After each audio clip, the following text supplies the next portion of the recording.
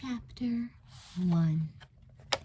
I wish I could see into the future, Jessica Wakefield said as she watched a waiter present a plate of fortune cookies to a family seated at a nearby table. Jessica and her family were having lunch at the Red Dragon, a Chinese restaurant at the Valley Mall. I can tell the future, Elizabeth, Jessica's twin sister, said confidently. Really? Mr. Wakefield asked, smiling broadly. When did you acquire this new talent? Just now. Elizabeth winked at her twin. Watch. She closed her eyes and put her fingers on her temples. I predict, Elizabeth said in a low, eerie voice, that tomorrow morning Stephen Wakefield will eat leftover Chinese food for breakfast. The Wakefields laughed, including 14-year-old Stephen, who was used to being teased about his huge appetite. Very impressive, Elizabeth, said her brother. Maybe you can get a job as a fortune teller with the carnival. Elizabeth and Jessica were excited about the traveling carnival that was scheduled to open in Sweet Valley the next morning. In fact, it couldn't have come to town at a more perfect time. Christmas was over, and the carnival would give them something fun to look forward to for the remaining 10 days of winter break. I wonder if the carnival will have a real fortune teller, Jessica asked. I don't know, Jess, but I heard they have an awesome roller coaster, Stephen answered. They're supposed to have a really scary haunted house, too, Elizabeth added excitedly. Their discussion was interrupted by a smiling waiter who placed a plate with 5 fortune cookies in the center of the table. Me first, Jessica said eagerly as she reached for one of the cookies. The waiter looked from Elizabeth to Jessica and shook his head. 2 people who look exactly alike should share the same fortune, yes? He asked. No, just because we look alike, Elizabeth explained with a laugh, doesn't mean we act alike. It was true that the twins did look like perfect copies of each other. Both girls had long blonde hair streaked by the California sun, sparkling blue-green eyes, and tiny dimples in their left cheeks that appeared whenever they smiled. But the similarities between them ended there. When it came to their personalities, it was very easy to tell the twins apart. Jessica was a member of the Unicorn Club, an exclusive group of the prettiest and most popular girls at Sweet Valley Middle School. She was fun-loving and spontaneous, and adored being the center of attention. She was also famous for cooking up outrageous schemes that often ended in disaster. But when things went wrong, Jessica knew that she could always count on her sister for help. Elizabeth was more level-headed and reliable than her twin. She loved to read and was very proud of her position as editor of the 6th grade newspaper, the Sweet Valley Sixers. She and her friends were more interested in school than in cute boys or the latest fashions, 2 of the unicorns' favorite topics.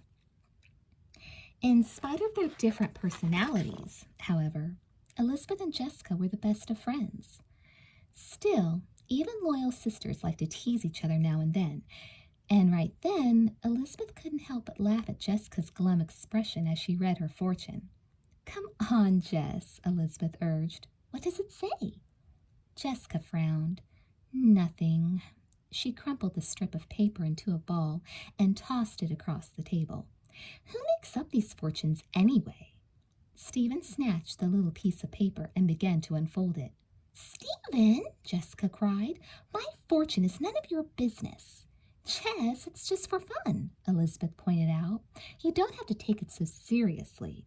Listen to this, Stephen interrupted. It's perfect. He cleared his throat, and Jessica glared furiously at him. It says, vanity is your greatest weakness. The Wakefields laughed. Jessica did sometimes get preoccupied with her looks. I am not vain, Jessica muttered. I just like to look my best, that's all. While Stephen continued to tease his sister, Elizabeth picked up her own fortune cookie. Slowly she pulled out the little strip of paper that was nestled inside. Avoid high places if you do not want to fall, she read silently. As she gazed thoughtfully at the words, Elizabeth felt a strange chill run down the length of her spine. "Come on, Elizabeth, read it out loud," Jessica prompted. "It can't be any sillier than mine." "It says, avoid high places if you do not want to fall." "Big deal," Jessica shrugged. "That's obvious. And you should stay out of the water if you don't want to get wet. At least your fortune wasn't insulting." Suddenly, Jessica's eyes lit up with inspiration. "Let's ask the waiter for some new cookies. I didn't like these fortunes at all." "Well, my fortune says that I have to get home and catch up on the yard work," Mr. Wakefield said. "Tomorrow it's back to the office, and I still haven't trimmed those hedges." "But we haven't done any shopping yet," Jessica protested. Mrs. Wakefield grinned. "We didn't come to the mall to shop. We came to have lunch. Besides, do you really want to start shopping again the day after Christmas?" "Are you kidding?" Stephen hooted. "Jessica wanted to go shopping the day after she was born." On the way home from the mall, Jessica and Elizabeth convinced Mr. Wakefield to drive past the harbor so that they could catch a glimpse of the carnival grounds. Several rides had already been assembled. "Check out the roller coaster," Stephen exclaimed. He let out a low whistle. "That's the Ferris wheel," Jessica cried excitedly. She pointed toward the edge of the sandy beach where workers were in the process of setting up the giant wheel. "I can't wait to ride it." Jessica leaned toward the front seat. "I want to get there early tomorrow." Mrs. Wakefield smiled.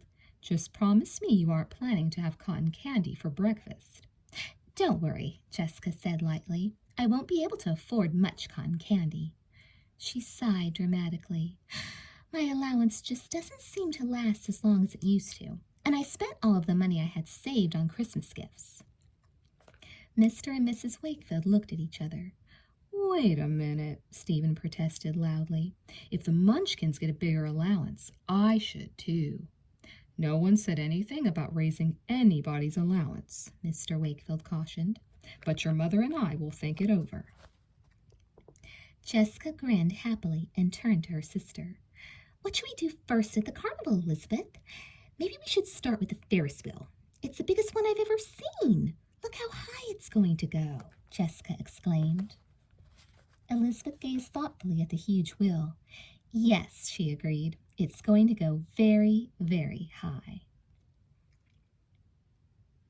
"I am so bored," Jessica moaned.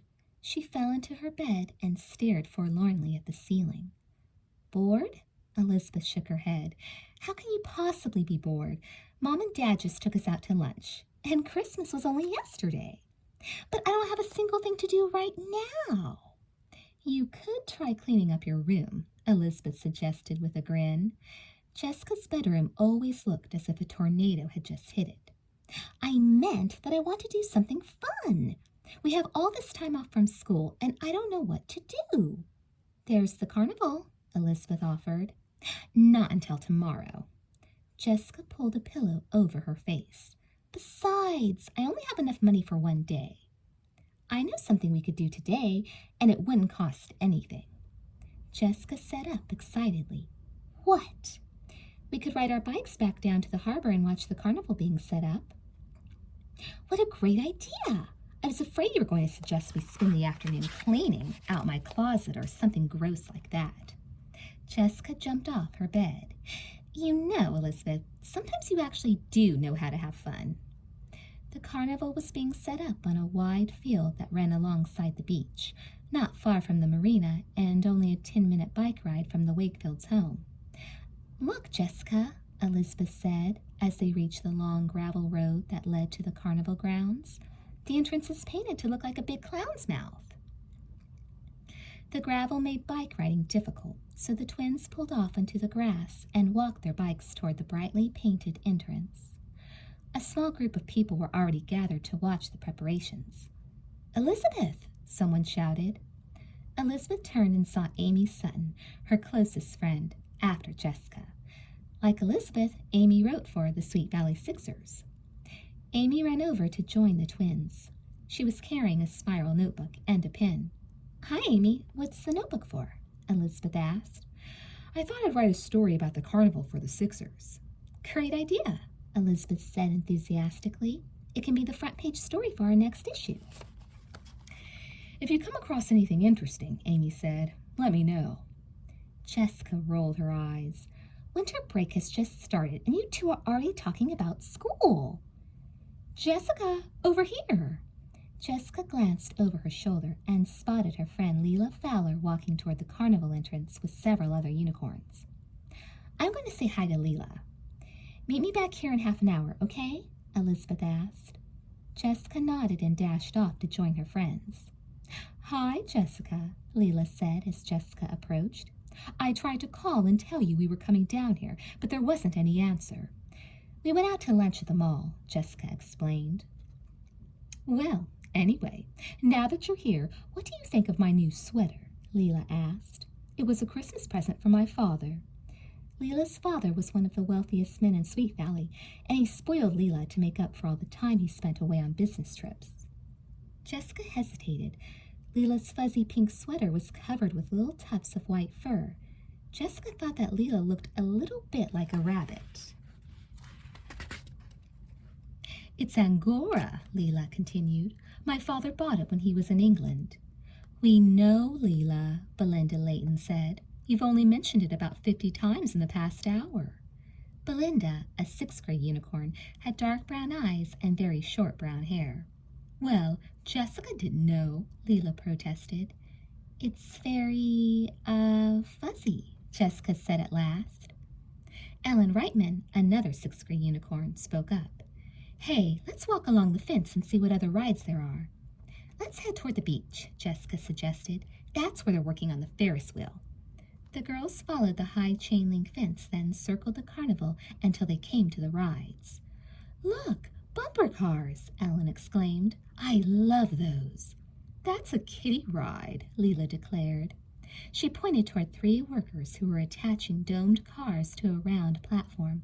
Now, the tilt-a-whirl is a fun ride. My little brother got sick on one of those once, Ellen remarked. He went on it right after he'd eaten 3 corn dogs. Thanks for sharing that with us, Ellen, Belinda groaned. The girls' attention was captured by 2 workers who were hammering a large sign into place over the entrance to a faded blue tent. Leela read the gold lettering. The amazing Mademoiselle Z. The future revealed. Satisfaction guaranteed. A fortune teller, Jessica cried. I was hoping the carnival would have one. Give me a break. Leela looked at Jessica skeptically. You don't really believe this Mademoiselle Z person can tell the future, do you? The sign says satisfaction guaranteed, Jessica answered. Well, I think fortune tellers are all fakes. Leela began to move away, and the other unicorns followed her. Jessica stayed behind for a moment, staring at Mademoiselle Z's intriguing sign. The future revealed, she read again. I don't care what Leela says, Jessica vowed silently. Tomorrow, I'm going to pay a visit to Mademoiselle Z. Can't you eat a little faster? Jessica tapped her foot impatiently as Elizabeth swallowed her last spoonful of cereal. We have plenty of time, Jess, Elizabeth answered. The carnival doesn't open for another 20 minutes, and it's just a 10-minute bike ride away. I know, but I want to be one of the first people there. I've got it all planned out, Elizabeth. We'll start with the haunted house, then go on the roller coaster, then... Wait a second, Elizabeth interrupted, laughing. She took her cereal bowl to the sink and rinsed it out. Let's do one thing at a time, okay? Okay, Jessica nodded solemnly. But last one to the carnival has to set the table tonight. Ready, set, go. Before Elizabeth could protest, Jessica had dashed out the kitchen door.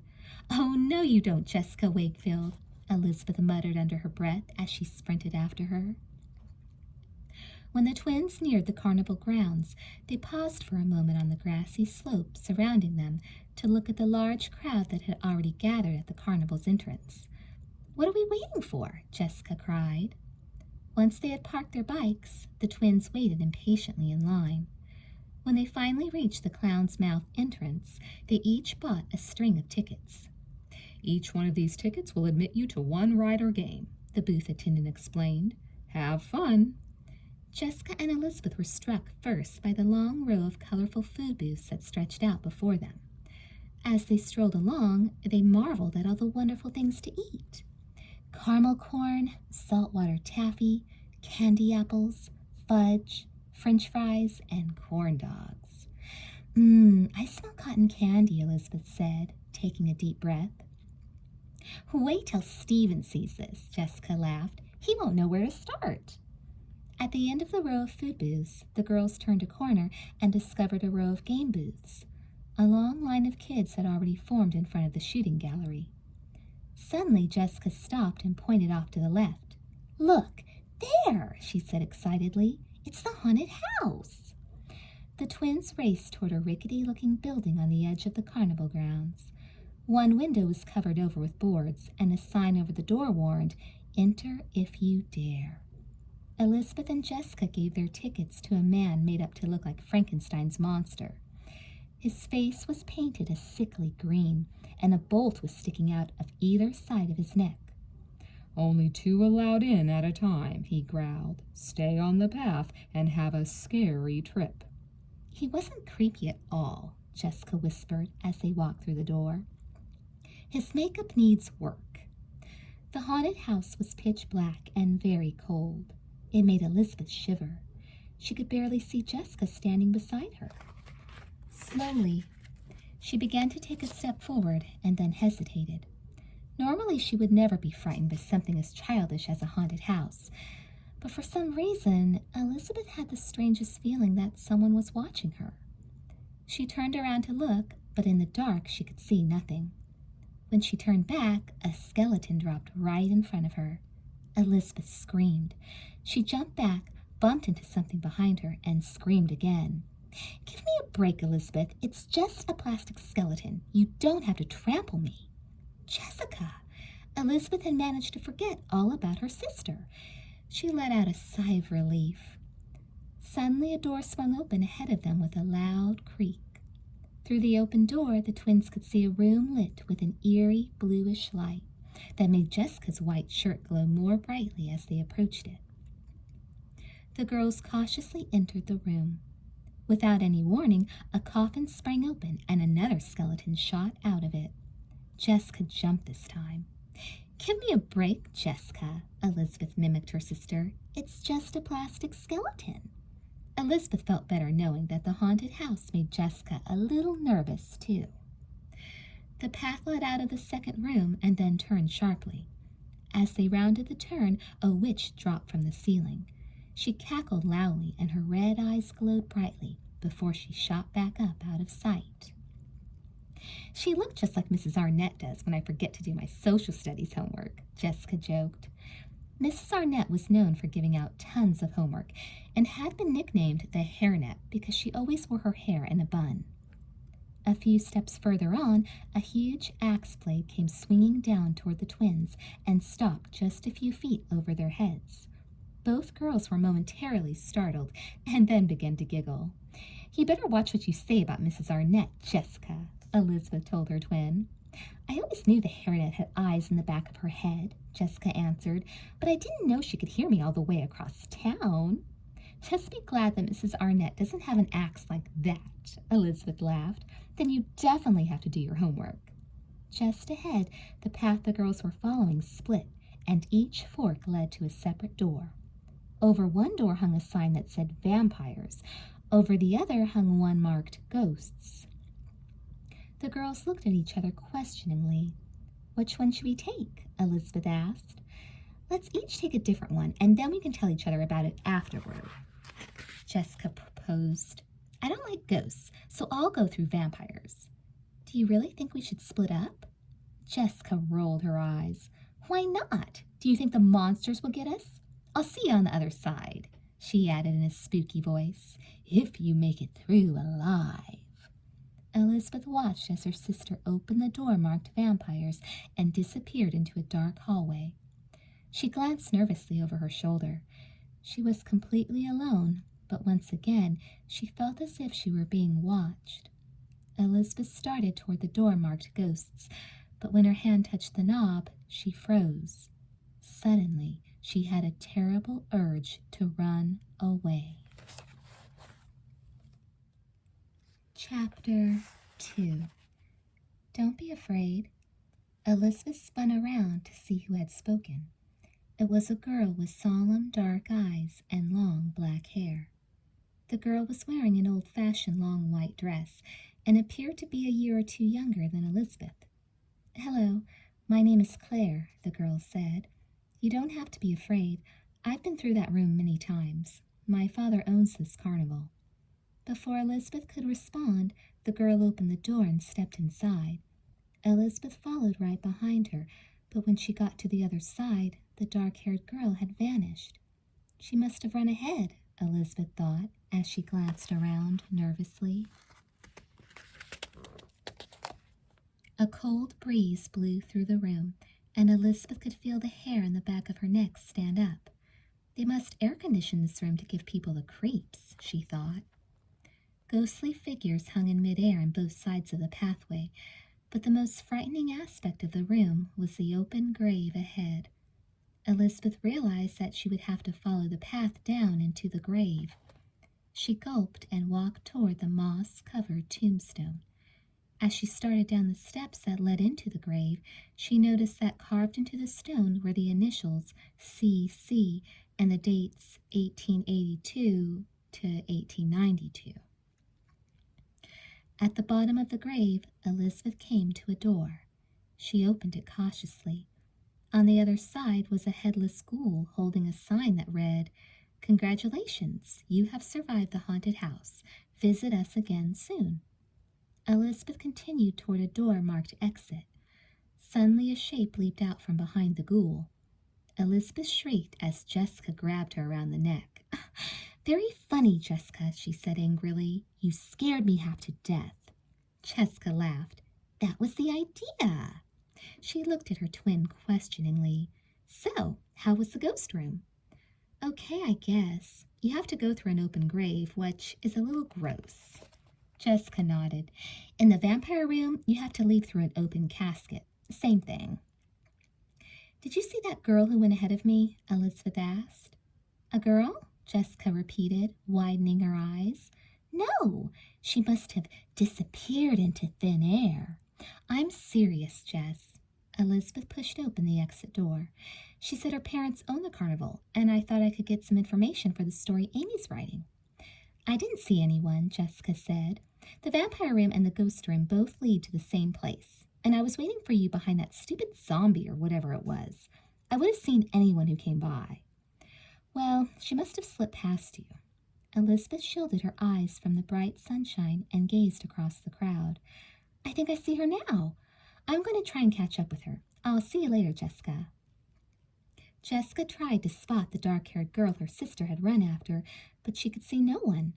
"Great," she thought. "Now I'm stuck all by myself." Jessica wondered if any of the unicorns were around and set off to find her friends. Jessica wandered around the carnival for a while, using almost all of her tickets on food and games. When she had only one ticket left and still had not come across any of the unicorns, she decided to visit Mademoiselle Z. Jessica made her way across the carnival grounds until she came to Mademoiselle Z's blue tent. A burly bald man with a gold earring in one ear and a thick, jagged scar across his right cheek stopped her at the entrance. "Where do you think you're going?" he demanded gruffly. I wanted to have my fortune told," Jessica stammered. "One ticket," the man muttered. Jessica pulled the ticket from her pocket and handed it to the man. He smiled, revealing a shiny gold tooth. "You may enter," he told her as he stepped aside. Jessica hesitated. "Do not be afraid," said the bald man. "Mademoiselle Z will not harm you." Jessica tried to smile as she stepped inside. It was dark in the tent, almost as dark as the haunted house had been. 2 candles flickered in a far corner, and a sweet aroma, like strong perfume, filled the air. On a table in the center of the tent sat a beautiful crystal ball, as big as a globe and perfectly clear. And behind the crystal ball sat Mademoiselle Z. Her long scarlet gown was covered with mirrored beads, and her shimmering black hair hung all the way to her waist. "Sit down, my dear," she said. Her voice was almost a whisper. Jessica sat in the elaborately carved wooden chair that faced Mademoiselle Z. "Is that a real crystal ball?" she asked reverently. Mademoiselle Z nodded. "But of course." Her eyes were like a cat's, gold and glittery and full of mystery. "And can you really tell the future?" "You shall see for yourself." The fortune teller swept her palms over the glass globe. Her fingernails were very long and very red. "What is your name, my dear?" she asked in her soft, accented voice. "Jessica." She sat up a little straighter in her chair. "Jessica Wakefield." "And is there something special you'd like to ask when I consult my crystal ball?" Jessica wondered. She hadn't really come prepared with any specific questions. For a moment, she considered asking whether or not any of the boys at school had a crush on her, but decided that the question seemed a little personal for her first visit. "Well?" the fortune teller prompted. Jessica shook her head. "Well then," Mademoiselle Z said mysteriously, "we shall see what we shall see." Jessica watched in fascination as the glamorous Mademoiselle Z closed her eyes and swirled her palms over the clear glass. She swayed back and forth in her chair as she chanted in a sing-song voice. "Ball of crystal, eye of glass, show me what shall come to pass." Suddenly, Mademoiselle Z sat very still. She opened her eyes and peered deep into the crystal ball. She said at last. "Very interesting indeed." "What?" Jessica asked eagerly. "I see good things," Mademoiselle Z said softly. "Good things for Jessica Wakefield." "You do?" Jessica leaned forward in her chair and squinted at the clear glass ball. "Why can't I see them then?" she asked. Mademoiselle Z shook her head patiently. "You cannot see because you do not have the gift, my child." She peered again into her crystal ball. "For you," she continued, "I see a happy event." "When?" Jessica asked. "Can you tell me when?" "Soon," she said with satisfaction. "Very soon." Mademoiselle Z closed her eyes and sighed heavily.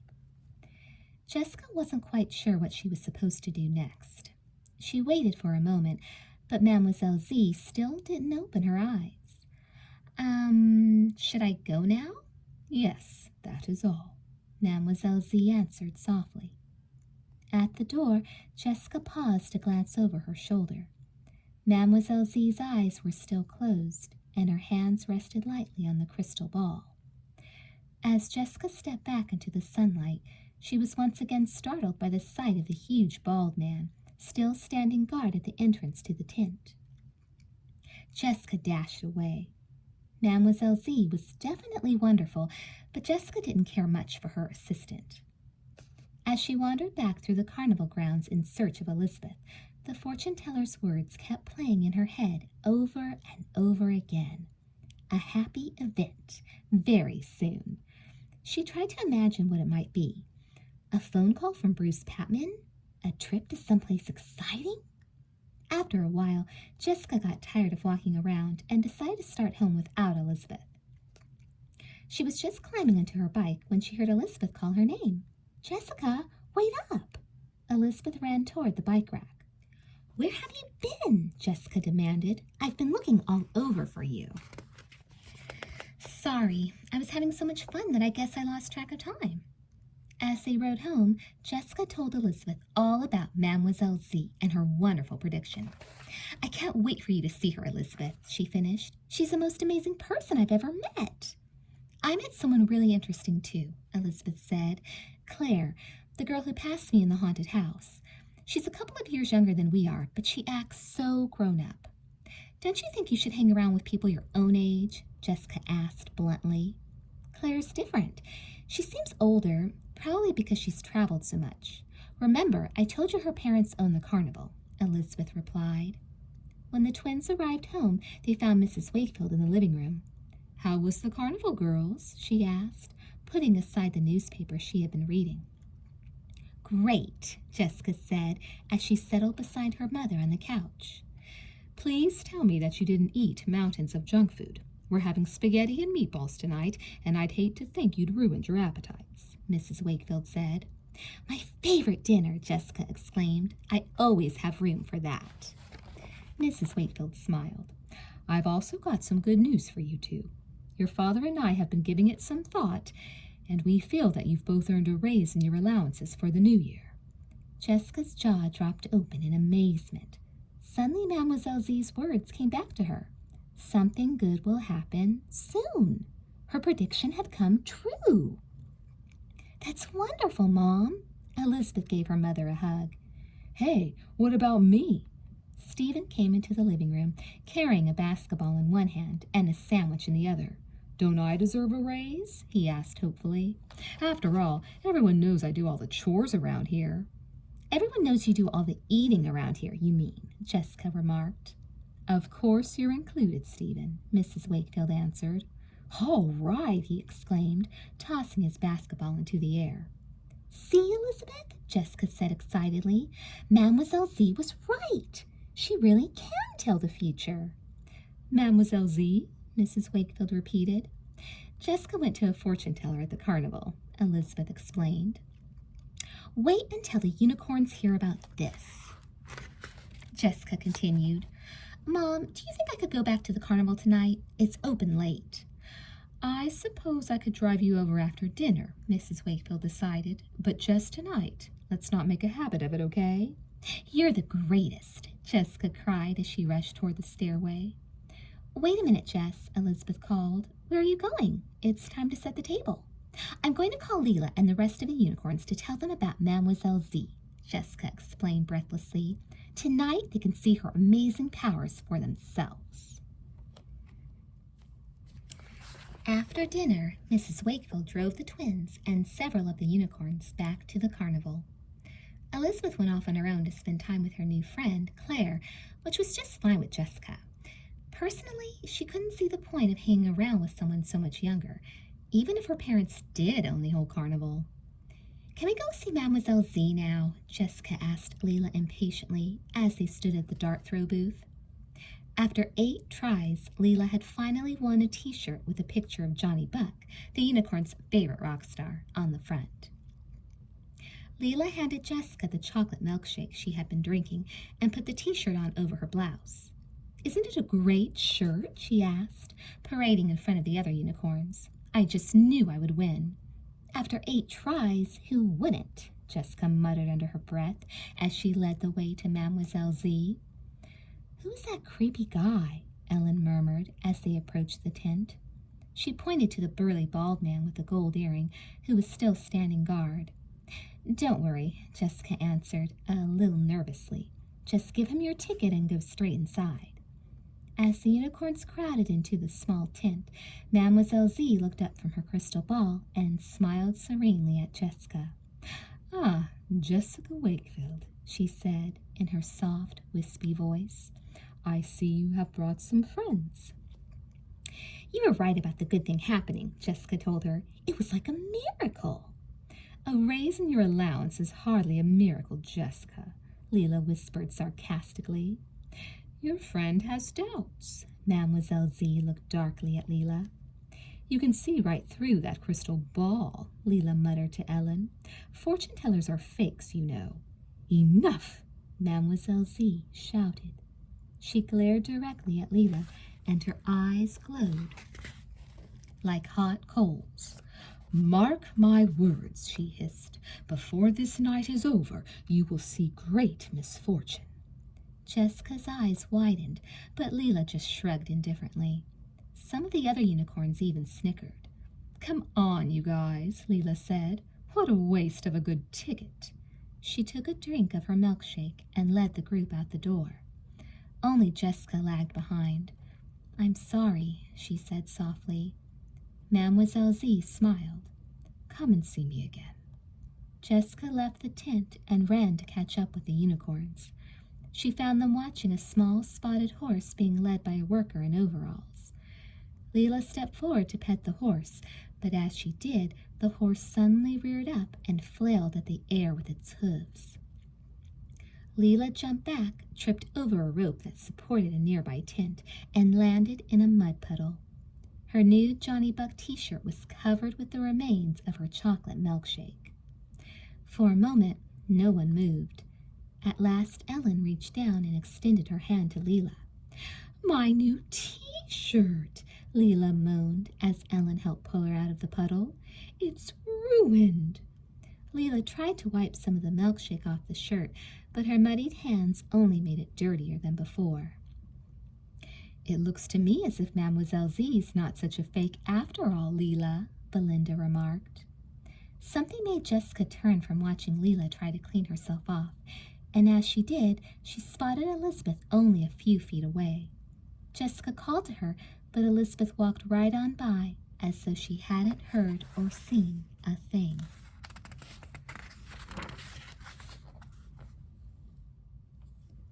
Chapter 3. "I can't imagine what's gotten into Elizabeth," Mrs. Wakefield said the next morning as she put fresh towels in the twins' bathroom closet. Jessica stopped drying her hair and turned to face her mother. "What do you mean, Mom?" "She was in such a hurry to get to the carnival this morning that she didn't even make her bed." "I wondered where she was," Jessica said. "Why didn't she wait for me so we could go together?" Mrs. Wakefield shook her head. "I don't know, honey. When I went downstairs to make coffee this morning, there was a note from Elizabeth on the kitchen table. It said she planned to be at the carnival all day." Jessica glanced into Elizabeth's room through the open bathroom door. Elizabeth's bed was unmade, and a small pile of clothes lay on the floor. "And while we're on the subject of unmade beds," Mrs. Wakefield said, "your room could use its once-a-year cleanup." "You mean before I go to the carnival?" Jessica groaned. "That was the general idea, yes," Mrs. Wakefield said dryly. "Okay, Mom." Jessica glanced at her twins' room again, remembering all the times Elizabeth had helped out when she had forgotten to do her chores. "I suppose I can make Elizabeth's bed, too," she added reluctantly. "Thanks, Jessica," Mrs. Wakefield said with obvious surprise. "I'm sure your sister will appreciate it." Just then, the phone rang. "I'll get it." Jessica ran to the telephone in the hallway and picked up the receiver. "You're not going to the carnival today, are you?" Leela demanded as soon as Jessica had said hello. "Sure I am," Jessica responded. "Aren't you?" "After I was nearly killed by that wild horse?" "It was a pony," Jessica pointed out. "Don't you think you're exaggerating a little?" "No," Leela said defensively. "I don't want to have anything to do with Mademoiselle Z and that stupid carnival." Jessica couldn't wait to see the fortune teller again, but she could tell there was no point in arguing with Leela. "Anyway, I have something much more exciting to tell you," Leela continued. "My dad's going to let me have a New Year's Eve party. I can invite as many people as I want, and he's even going to hire a live band." "That's great!" Jessica exclaimed. Leela's parties were always fun. "Will you help me plan it?" Leela asked. "We only have a few days till New Year's Eve." "Sure. Maybe we could come up with a theme and make special decorations," Jessica added. "That's a wonderful idea," Leela said. "Why don't you come over to my house? I've already started a list of people I want to invite." Jessica hesitated. "I would, but you'd rather go to the carnival, right?" Leela interrupted. "We could plan the party tomorrow," Jessica suggested. "Fine," Leela snapped. "But if I were you, I'd stay away from that stupid fortune teller." "Actually," Jessica said, "the first thing I'm going to do when I get there is to visit Mademoiselle Z. Want me to ask her how your party's going to turn out?" "I don't need a fortune teller to tell me that," Leela scoffed. "I'll talk to you later, Jessica. Unless, of course, you're trampled to death by wild horses." As she hung up the phone, Jessica couldn't help smiling. How could Leela be so wrong about Mademoiselle Z? Jessica headed to her bedroom to get dressed. After several minutes of staring into her closet, she felt completely frustrated. I don't have a single thing to wear. Jessica decided to borrow the new yellow blouse Elizabeth had received for Christmas. But when she checked Elizabeth's closet, the blouse was gone. Apparently, Elizabeth had decided to wear it that morning. Jessica tramped back to her own closet and decided to wear a yellow t-shirt of her own with her jeans. As she examined her reflection in the mirror, she hesitated for a moment. With Elizabeth probably wearing jeans with her yellow blouse, it might seem as if the twins were deliberately trying to dress alike. When they were younger, the girls had always worn identical outfits, but when they'd started middle school, they were careful to dress differently. Still, Jessica decided, a blouse and a t-shirt weren't exactly alike, and she'd already wasted enough time trying to decide what to wear. Jessica spent the next few minutes cleaning up as quickly as she could. As she ran downstairs to have breakfast, she heard a knock at the front door. She swung open the door to find Amy Sutton waiting on the front porch. Her blue 10-speed bicycle was parked in the driveway. "Hi, Jessica," Amy said. "Where's Elizabeth?" "At the carnival. She left early this morning," Jessica replied. "The carnival?" Amy repeated in surprise. "But we were supposed to go bike riding and work on our article this morning." Jessica shrugged. "I guess you forgot." "That's strange," Amy muttered. "She doesn't usually forget things like this." "Well, she does have a new friend, Amy," Jessica explained bluntly. She knew Amy would feel a little jealous of Claire. Amy frowned. "A new friend?" "A girl named Claire. Her parents own the carnival." Jessica looked at Amy's unhappy face and felt a twinge of guilt. "Personally, I don't know why she likes this girl so much," she added. "She's a lot younger. I can't imagine what they have in common. Anyway, I'm sure Elizabeth will call you when she gets home." "I wanted to tell her about some research I did at the library yesterday afternoon," Amy said. "There seems to be something odd about the Caldwell Carnival." "The Caldwell Carnival?" Jessica asked. "Yes, that's what it's called. I found some articles about it in old newspapers," Amy explained. "The carnival was forced to leave 2 other towns in the state before the end of its scheduled run. In one of the towns, a girl fell off a ride and was injured, and there were rumors of other strange things happening to kids who visited the carnival." Jessica remembered what had happened to Leela the night before. "What kind of strange things?" "I don't exactly know." Amy pushed a strand of hair out of her eyes. "The stories were pretty vague. That's why I was hoping Elizabeth could help me do some more research today." "I guess she's doing her own research," Jessica said. "At the carnival. If I see her there, I'll tell her you stopped by." "Thanks, Jessica," Amy said. "And while you're there, keep your eyes open, okay?" "For what?" Jessica wanted to know. "I don't know," Amy frowned. "Anything strange, I guess." Elizabeth stopped near the noisy shooting gallery to search the crowd for Claire. She'd looked all over the carnival grounds for her new friend, but so far she had seen no sign of her. "Maybe I'd better ask someone where she is," Elizabeth murmured.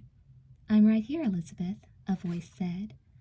Elizabeth spun around to find Claire standing a few feet away.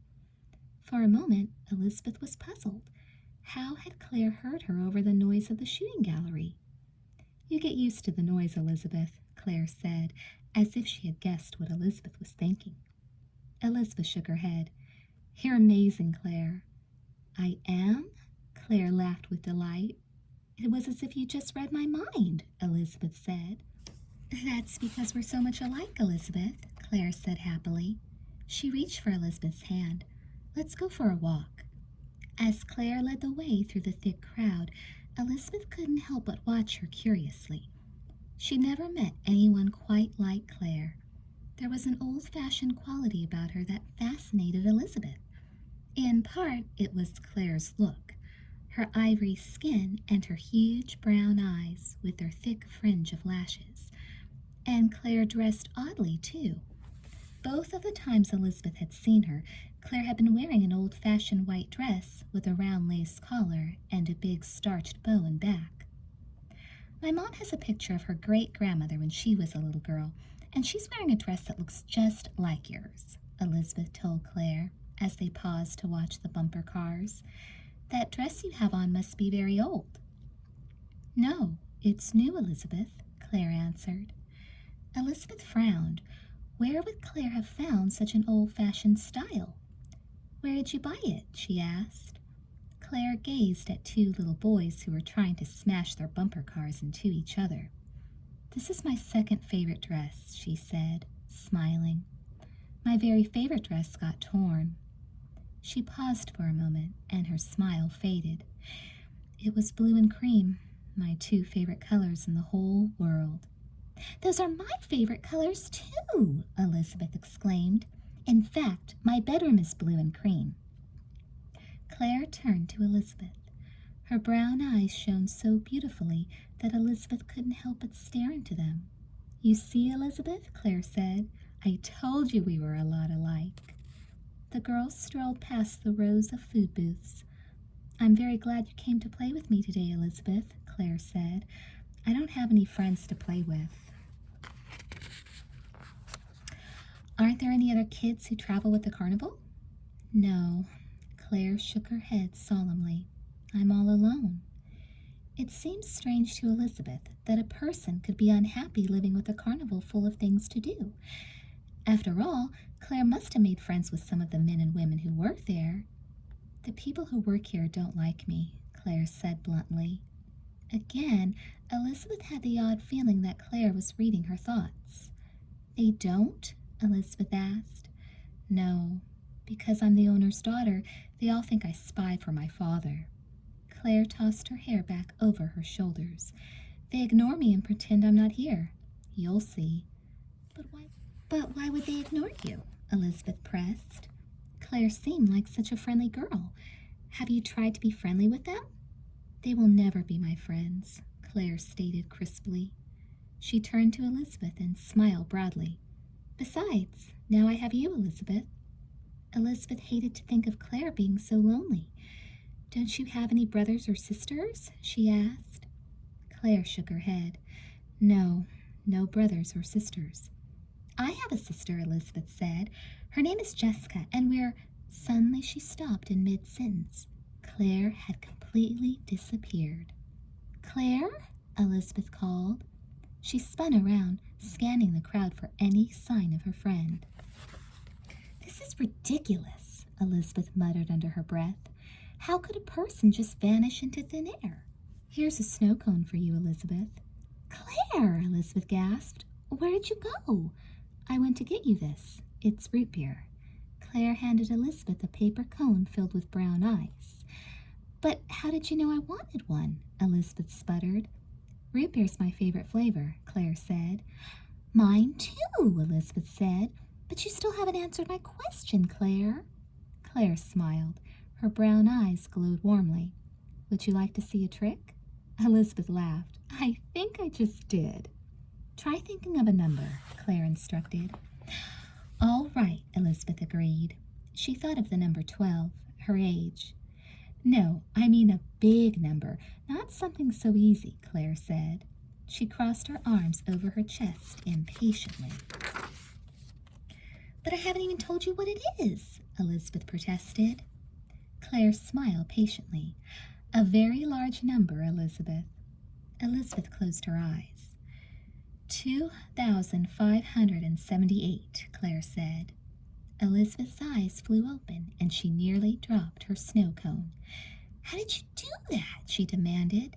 There was no logical way Claire could have guessed correctly, but she had. I'll teach you, Claire said, when you are ready. Elizabeth shook her head disbelievingly. Hold this, will you? Elizabeth asked. She handed the snow cone to Claire, reached into her backpack, and pulled out a small notebook and a pen. What are you doing, Elizabeth? Claire asked. I'm taking notes. My friend and I are going to write an article about the carnival for the Sweet Valley Sixers, our class newspaper, Elizabeth explained. And the first thing I want to know is how you just managed to do that trick. You'll find out soon, Claire said with a laugh. I'll tell you all about the carnival, and I'll show you secret places no one else can go. This is going to be a great article, Elizabeth exclaimed. Thanks to you, Claire. She looked at Claire quizzically. I still say it should have been impossible for you to guess that number correctly, Elizabeth said. Nothing is impossible, Elizabeth, Claire said simply. Come on, I'll take you to see the ponies now. I love horses. So do I, Elizabeth said. By now it no longer surprised her that she and Claire shared the same interests. A friend of mine owns a horse named Thunder, and I get to ride him whenever I want to. In fact, I'd like to own a horse someday. Of course, I'd have to live in a house with lots of land around it. Or you could live in a carnival, Claire suggested. You could come live with me. Elizabeth laughed, but there was something in Claire's eyes that made Elizabeth think her friend might almost be serious.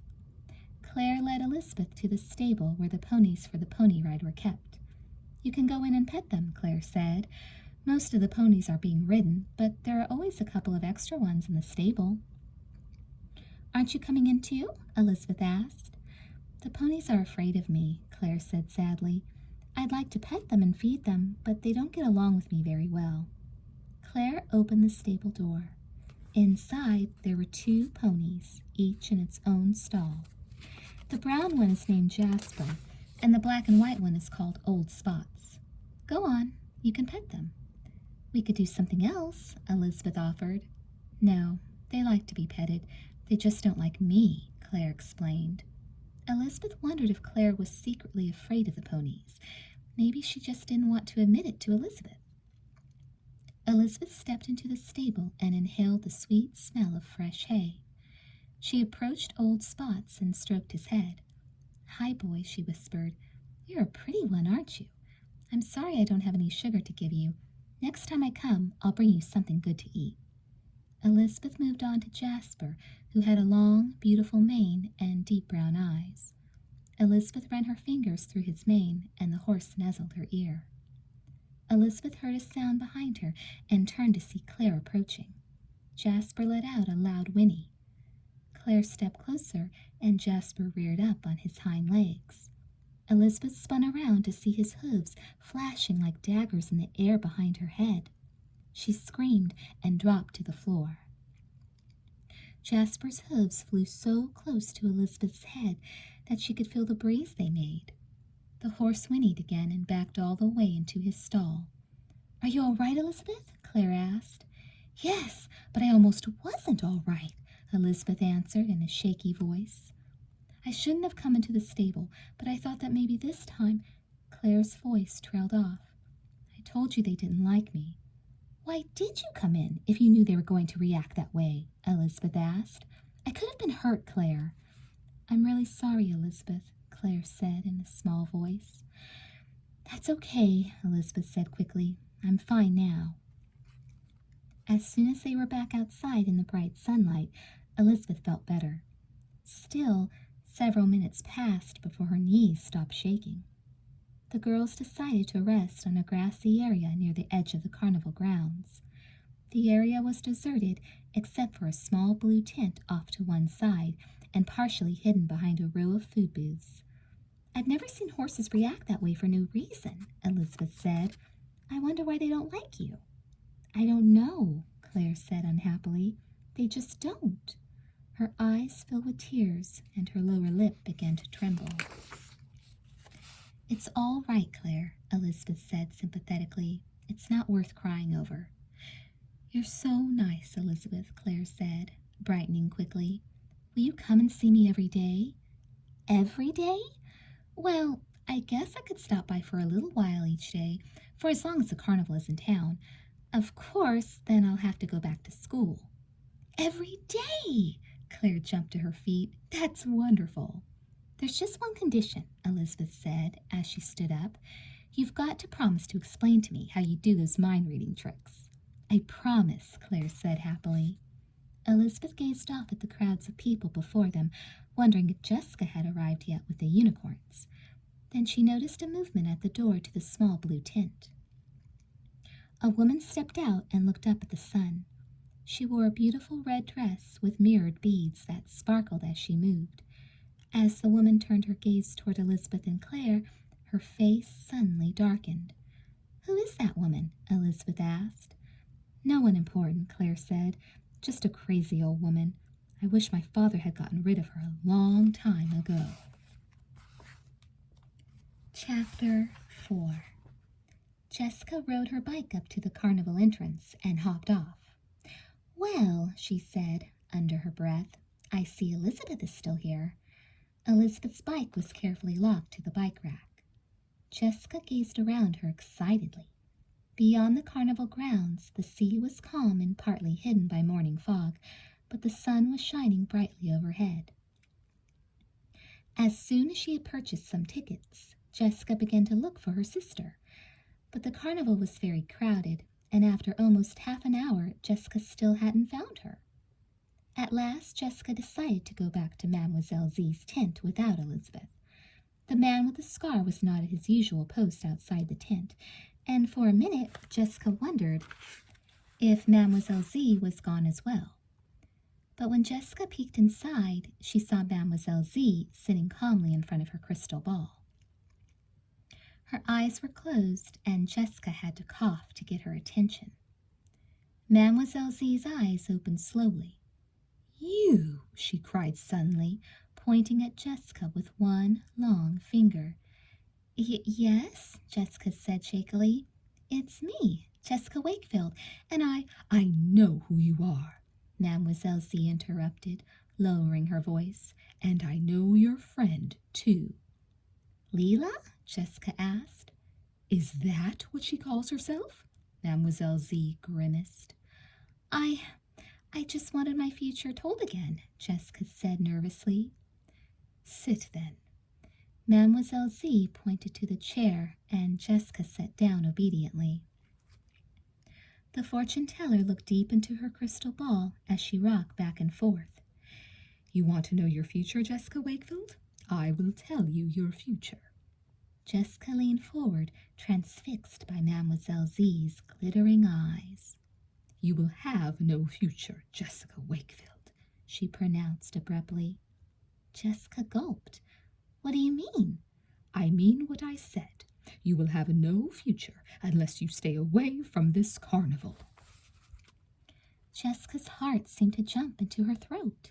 She leaped to her feet so suddenly that her knee slammed into Mademoiselle Z's table. Jessica watched in horror as the crystal ball wobbled on its stand. She tried desperately to catch it, but the ball toppled from the table and rolled across the floor. "Out! Out!" Mademoiselle Z shouted. "Out of my tent, and if you value your life, you will never return to this carnival." Jessica fled. She didn't stop running until she had left the carnival grounds and was halfway across the surrounding grassy field. Only then did she realize that she had left her bike behind.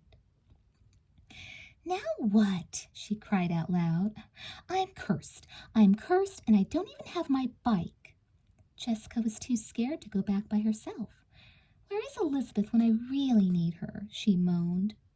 Then she decided it was probably safe to go back for her bicycle, as long as she didn't go beyond the Clown's Mouth entrance to the actual carnival grounds. As she headed back toward the carnival entrance, she spotted Elizabeth in the crowd. "Lizzie!" she shouted, but Elizabeth didn't seem to hear her. "Elizabeth!" Jessica screamed as loudly as she could. Elizabeth continued to walk along slowly. At the exit, she turned and waved to someone whom Jessica could not see. Elizabeth exited through the big Clown's Mouth gate and suddenly noticed Jessica. "Hi, Jess," she called. "It's about time," Jessica cried. "Let's get our bikes and get out of here." "Did you see Claire?" Elizabeth asked. "The dark-haired girl I was with?" "Who?" Jessica demanded. "Claire," Elizabeth repeated. "She just walked me to the gate." "I didn't see anyone, Elizabeth," Jessica snapped. "And anyway, who cares about your silly friends? I've been cursed." "I am never, ever going back to that carnival again," Jessica exclaimed when the twins arrived home. "Never." "Don't you think you're overreacting, Jessica?" Elizabeth asked as she led the way to the kitchen. "I can't believe you're taking all this fortune-telling stuff so seriously." "But I told you what happened to Leela," Jessica said. She picked up the cookie jar and carried it to the kitchen table. "Mademoiselle Z has amazing powers, Elizabeth." "What's the Z stand for?" Stephen asked as he entered the kitchen. Zany? Jessica took an oatmeal cookie from the jar and ignored her brother's remark. You should have seen her face when I knocked over her crystal ball, Elizabeth. I was scared to death. She lowered her voice. Personally, I don't think you should go back to the carnival either. But I have to go back, Elizabeth insisted. Why? Jessica wanted to know. You've seen all the attractions already. I promised Claire, Elizabeth said, and I want to do some more research for the Sixers article. Besides, she added, smiling, I don't believe in curses. Curses? Stephen repeated, raising an eyebrow. He grabbed a handful of cookies and sat down. Who got cursed? Jessica thinks the fortune teller at the carnival put a curse on her, Elizabeth explained. I know she put a curse on me, Jessica said defensively. She said that unless I stayed away from the carnival, I wouldn't have a future. Awesome, Stephen said. I wonder if I could get her to put a curse on a whole basketball team. Stephen, Jessica cried, this is serious. I am serious. Stephen chewed thoughtfully on a cookie. We've got a tough basketball game against Westover High next week. They're undefeated this season, and we can use all the help we can get. Where can I find the Z lady anyway? My life is in danger, and all you can think about is basketball, Jessica said indignantly. Jessica, Elizabeth said calmly, I really think you need to be more logical about this. Mademoiselle Z can't see into the future, and she certainly can't put curses on people. But just in case you really can, Stephen said with a sly smile, can I have your stereo, Jessica? Jessica crossed her arms over her chest. Just wait until someone puts a curse on you, Stephen Wakefield. See how sympathetic I'll be then. Stephen took another handful of cookies. I already am cursed, he responded, with twin sisters. He dashed from the kitchen before either girl could respond. Jessica sighed dramatically. Anyway, she continued, I still don't see why you want to go back to the carnival now that you know about Mademoiselle Z's curse. I want to spend more time with Claire, Elizabeth explained. She went to the refrigerator to get some milk. After all, the carnival won't be in town that much longer, and she seems so lonely.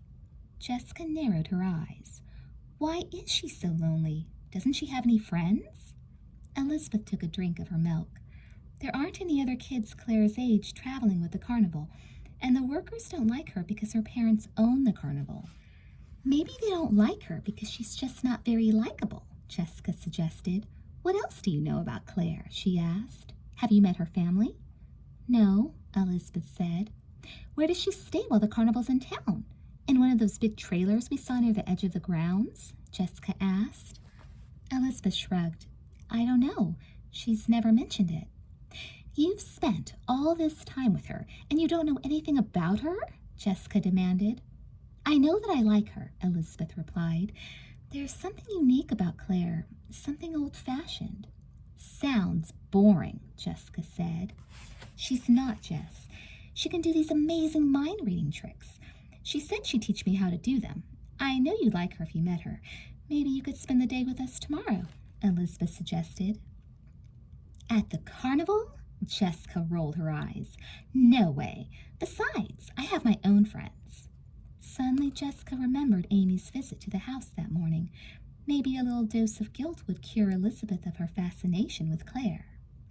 By the way, Jessica said casually, Amy stopped by this morning. She said you had made plans to go bike riding and work on the Sixers article with her. Oh, no! Elizabeth's hand flew to her mouth. I completely forgot about Amy this morning. Was she upset? Jessica nodded solemnly. I think her feelings were really hurt. I feel terrible, Elizabeth moaned. I'll have to think of a way to make it up to her. Anyway, Amy seems to think there's something weird about the carnival, Jessica remarked. What do you mean? Elizabeth asked. I don't know exactly, Jessica shrugged. Something about it getting kicked out of a few towns recently.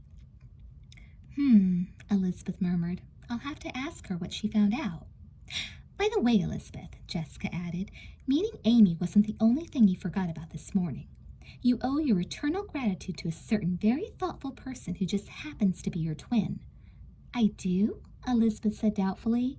Why? Go look at your room and you'll see, Jessica answered. Oh no, I forgot to make my bed, didn't I? Elizabeth guessed. Jessica nodded. Very un-Lizzie-like. Elizabeth followed Jessica upstairs. I was in such a hurry to get to the carnival this morning, I completely forgot to clean up my room. When they reached the door to Elizabeth's bedroom, Jessica pointed out how neatly she had made the bed. Thanks, Jess, Elizabeth said gratefully. That's okay.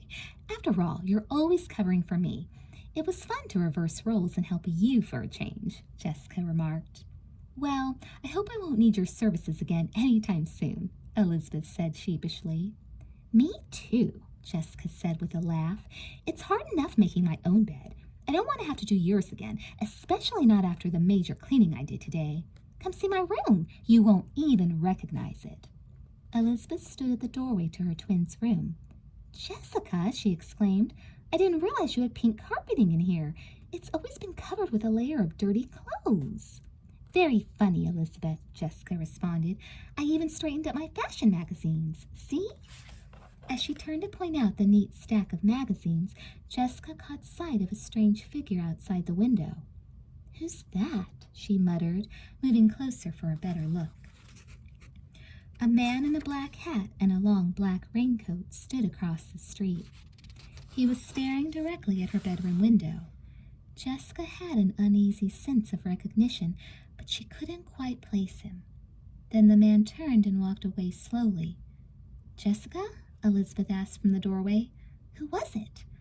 I don't know. Probably no one, Jessica said, trying to ignore the goosebumps rising on her skin. Quickly she pulled down her window shade. Let's go have some more cookies, Elizabeth, she said brightly. But promise me one thing. What? Elizabeth wanted to know. No more talk about the carnival, Jessica declared. Chapter 5. The next morning, Elizabeth woke up before her alarm clock was set to go off. She leaped out of bed and dressed as quickly as she could. Mrs. Wakefield was in the kitchen making coffee when Elizabeth came downstairs to have breakfast. What got you up so bright and early? Mrs. Wakefield asked with a smile. I'm going to the carnival, Elizabeth said eagerly. Again? Mrs. Wakefield shook her head. Isn't it getting a bit boring? Elizabeth poured herself a glass of orange juice. I've met a girl named Claire there. Her parents own the carnival, she explained. We've become good friends. Speaking of friends, Mrs. Wakefield said, did Jessica tell you that Amy stopped by yesterday to see you? Amy, Elizabeth exclaimed. I nearly forgot again. She ran to the telephone and picked up the receiver. But as she started to dial Amy's number, Elizabeth pictured lonely, dark-eyed Claire standing before her. She had no choice. She had to get back to the carnival. Elizabeth replaced the receiver, vowing to herself that she would call Amy just as soon as she got back that afternoon. Why didn't you call Amy, honey? Mrs. Wakefield asked. Elizabeth shrugged. I was afraid it was too early. Well, try to get in touch with her today, Mrs. Wakefield said. You wouldn't want to hurt her feelings just because you have a new friend. I will, Elizabeth promised. And be sure you're home by 5:30, Mrs. Wakefield added. We haven't really seen much of you lately. I promise, Mom. Elizabeth walked over and gave her mother a hug. One more bit of motherly advice, okay? Mrs. Wakefield said with a grin. Sure, Elizabeth smiled. What? Mrs. Wakefield pointed to Elizabeth's feet. Did you get dressed in the dark? Elizabeth looked down and groaned. She'd been in such a hurry to get dressed that she put on one blue sock and one red one. As Elizabeth parked her bike at the carnival, her eyes were drawn to the ocean. Wisps of early morning fog still hovered over the water. Elizabeth, a voice called. Elizabeth spun around to see Julie Porter waving. Julie was a good friend who worked on the Sweet Valley Sixers with Amy and Elizabeth. Hi, Julie, Elizabeth called back. She waited as her friend ran over to join her. I'm going to the carnival, Julie said. Have you been here already? Elizabeth nodded. Lots of times. It's really great. Have you been on all the rides? Julie asked as they walked toward the entrance. Well, no, Elizabeth admitted. Actually, I've made friends with the daughter of the carnival owners. She takes me to all sorts of places where visitors aren't usually allowed. Do you think she would take me too? Julie asked excitedly. That's a great idea, Elizabeth said. I'm sure Claire would like to meet you. We could all spend the day together. The girls walked through the Clown's Mouth entrance. Where do we go to find your friend? Julie asked. She's usually just hanging around somewhere. She'll turn up, Elizabeth said. Wow, Julie exclaimed, gazing at all the brightly painted booths and whizzing rides. I should have come here sooner. I'll bet there are a million fun things to... Suddenly, she fell silent.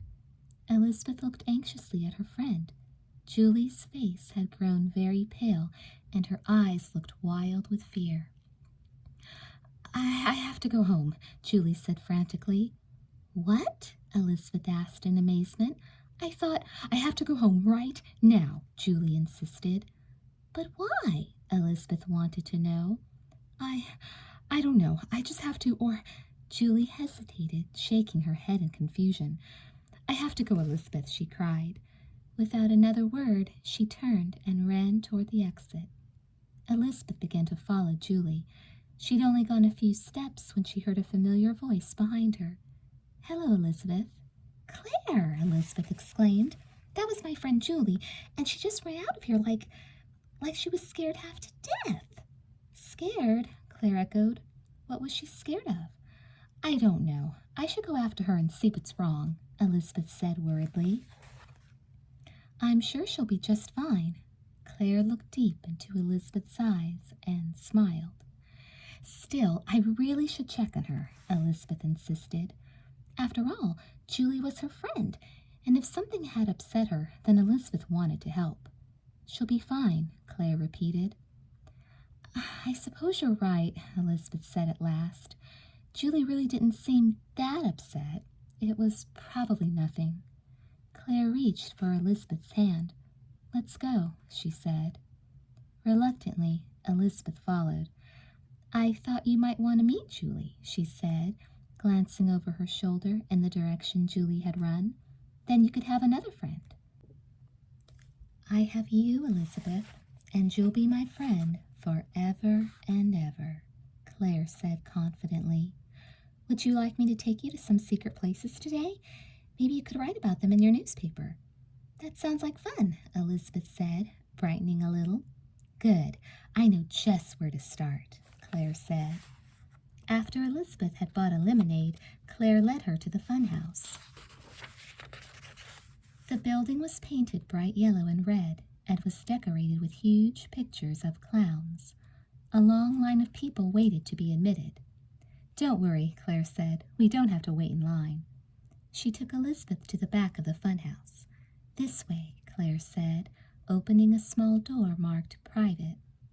The room was dark, but Elizabeth could see a group of young kids who seemed to be laughing and making faces at her and Claire. Those children are looking into trick two-way mirrors, Claire explained. They can only see their own reflections, but we can see through the mirrors and watch everyone. You mean they can't see us? Elizabeth asked, uncomfortably. Of course not, Claire answered.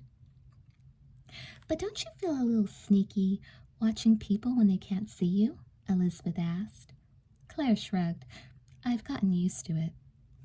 Elizabeth followed Claire down a narrow, dark hallway to another two-way mirror through which they could see people trying to walk on a wobbly trick floor. There's a motor underneath the floor that makes it jerk back and forth, Claire explained. If you don't hold onto the rail, you fall down. Elizabeth recognized Caroline Pierce and Elise Jennings, two sixth-graders from Sweet Valley Middle School, struggling to keep their balance as they crossed the unstable floor. Suddenly, Caroline fell, and as she reached out to grab her friend for support, Elise fell too. The girls screeched with laughter. That looks like fun, Elizabeth exclaimed. She took a drink of her lemonade and then offered it to Claire, but Claire waved it away. Let's go in, Elizabeth suggested. Claire shook her head slowly. It's more fun to watch, Elizabeth. You don't ever want to go on any of the rides, Claire. Why? Claire smoothed a non-existent wrinkle in her starched cotton dress. When the time is right, we'll go. What do you mean, when the time is right? Elizabeth pressed. The carnival won't be here much longer, and I don't want to miss all the fun. You won't miss the fun, Elizabeth, Claire said confidently. Not as long as you're with me. She smiled broadly and locked her dark gaze on Elizabeth. I suppose you're right, Claire, Elizabeth agreed. As she took a sip on her straw, Elizabeth noticed something strange about the color of her drink. It's black, she screamed in horror as she threw the cup to the ground. The black liquid splattered everywhere. Elizabeth closed her eyes in disgust, but when she opened them, it had become lemonade again. Claire clapped her hands together gleefully. I told you we would have fun. Fun? Elizabeth cried. She stared at the puddle of lemonade on the floor and shuddered. That was horrible, Claire. How did you do that? It's magic, Elizabeth. Did you like it? Claire asked. No, Elizabeth snapped. She wiped a spot of lemonade off her leg. It was awful, and you frightened me. I did? I'm sorry, Elizabeth. I thought you wanted me to show you all my tricks. Claire's lip curled down in a pout, and Elizabeth was immediately sorry she'd yelled at Claire. She took a deep breath to calm herself. It's okay, Claire. It's just that I was so shocked, Elizabeth said. I'll get you another lemonade, Claire offered. No, thanks. I don't think I could stand to drink any more lemonade today, Elizabeth replied. How did you do that anyway? I've been to magic shows before, Claire, but I've never seen a trick like that. Come on, Claire directed. Let's go outside. Wait, Elizabeth demanded. At least tell me this much. How did you manage to make it look so black? Claire didn't answer. After a moment, she repeated, Come on, Elizabeth. Let's go outside.